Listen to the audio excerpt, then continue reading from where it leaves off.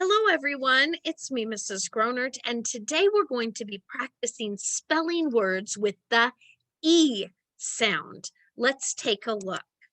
Here are the words. I'll color under the word. Then we'll say the word, we'll clap its letters, and we'll say the word again. Let's begin. The first word is C. S-E-E-C. B. B-E-E-B. Tree. T-R-E-E. Tree. 3. T-H-R-E-E. 3. Seen. S-E-E-N. Seen. Green. G-R-E-E-N. Green. Seed. S-E-E-D. Seed. Need. N-E-E-D. Need. Feed.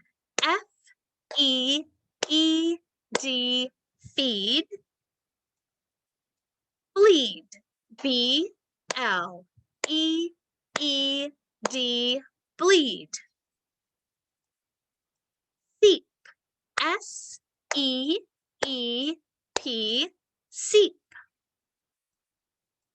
Sleep. S-L-E-E-P.